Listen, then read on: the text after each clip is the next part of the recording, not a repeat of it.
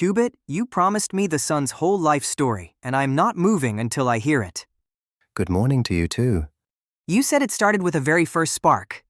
It did, long before there was anyone around to see it. Then start there, at the spark. Settle in, because this story begins in the dark. Vega and Qubit, and the star that's only halfway.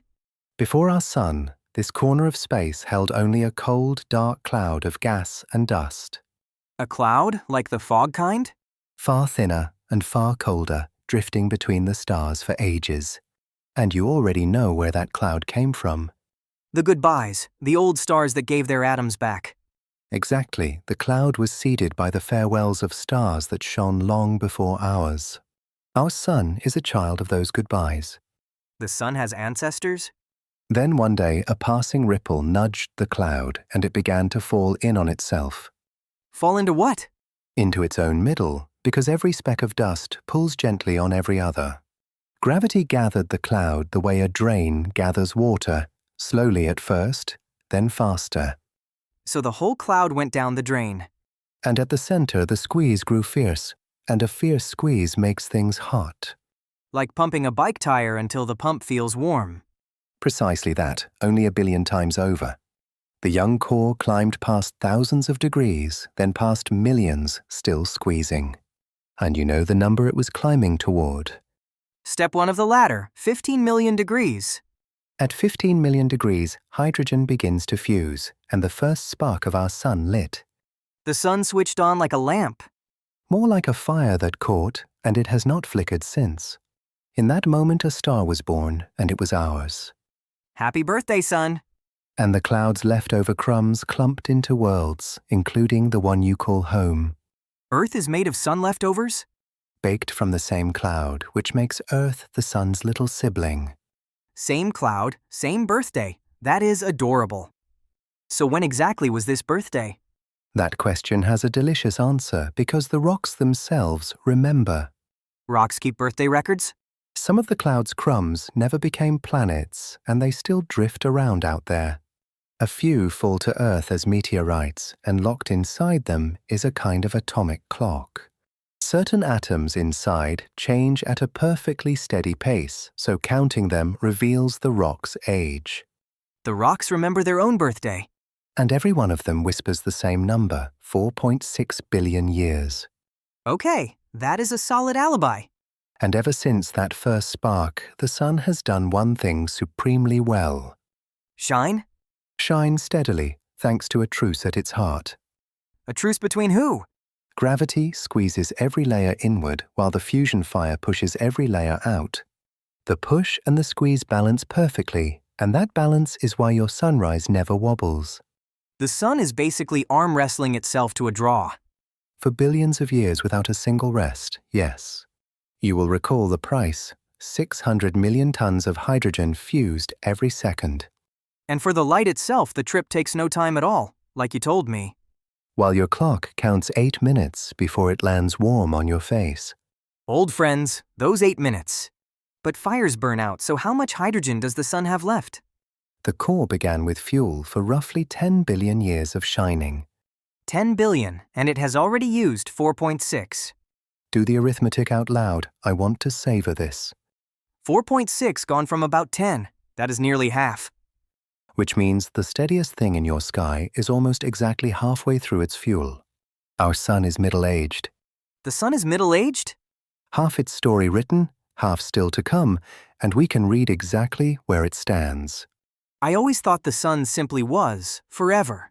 Everything in the sky has a biography, even the light that wakes you. So every sunrise is a page from the middle of the book. A page from the long golden middle, the calmest chapter a star can have. Then what happens when the fuel runs low? Ah, the final chapters, and I promise they are gentler than you fear. When the core's hydrogen finally runs thin, the truce at the heart begins to shift.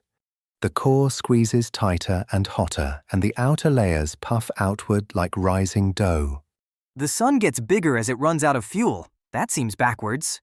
Delightfully backwards, because a hotter core means a fiercer push on everything above it. 5 billion years from now, the sun swells into a red giant, vast and rosy and cool at its surface. 5 billion years. That is longer than Earth has even existed. Longer than everything that has ever happened here, with room to spare. How vast are we talking? Vast enough to swallow Mercury, and in time Venus too. Qubit, what about home? An honest answer, because you deserve one. You did tell me the sun grows lighter every second. And near its end, it sheds far more than sunlight, breathing away whole layers of itself. A lighter sun holds its planets more loosely, so Earth may drift outward, and whether that is far enough is still honestly debated. So nobody knows yet. Nobody knows yet, and it is so far off that it belongs to wonder rather than worry. 5 billion years of notice seems fair. I can work with that. And inside all that swelling, does the sun ever climb the ladder past step 1? In that final squeeze, the core climbs 2 more steps, forging carbon and then oxygen. And there its climbing ends, because our sun is far too small to ever go higher. Wait, the sun is too small for something? Compared to the true giants of the sky, it is a modest star, and that is wonderful news. Our sun will never explode as a supernova, for that ending belongs to stars many times heavier. So our star never goes out with a bang. It goes out with a breath. When the last fuel fades, the sun exhales its outer layers into space, soft and slow. They drift outward as a glowing ring of gas, lit from within by the core they leave behind. A smoke ring bigger than the whole solar system. A luminous farewell that glows for thousands of years before it fades into the dark. Every atom in that ring is given back just as the old stars once gave theirs to make our sun.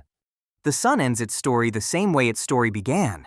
A gentle goodbye from a child of gentle goodbyes. And what stays behind at the center? The core remains as a white dwarf, an ember the size of Earth holding about half the sun's mass. Half the sun squeezed into something Earth-sized must be absurdly dense. 1 teaspoon of it would weigh about 5 tons. 1 teaspoon heavier than an elephant? Heavier than your largest elephant from a spoonful of retired starlight. And that ember will glow softly on, slowly cooling for billions upon billions of years. The sun gets the longest, quietest retirement there is. So walk the whole life with me once, from the top. Born 4.6 billion years ago, from a cloud the old stars seeded. First spark at 15 million degrees, the day the fire caught. Today, middle-aged and steady, almost exactly halfway through its fuel. In 5 billion years, a vast and rosy red giant. Then a glowing ring drifting free, the gentle goodbye. And at its heart, the quiet ember, Earth-sized, shining on for ages. 1 star, 1 whole life story. And notice which chapter you were born into. The long golden middle. The steadiest, warmest chapter a star can offer. And it is the one shining on you today. So we did not just get a star, but its very best chapter. Tomorrow's sunrise is simply the next page, and you are in it. Qubit, look at the other window. The night side is nothing but stars. Stars beyond counting, and yet notice what sits between them. The dark. If the universe is filled with stars, why is the night sky dark at all? Wait, should the whole sky not be blazing? Hold that question, because next time the darkness itself tells its story. If the middle-aged sun just rewired your morning, same. Subscribe for the dark sky's secret. Setting course, steering by a middle-aged star all the way home. See you out there, explorers.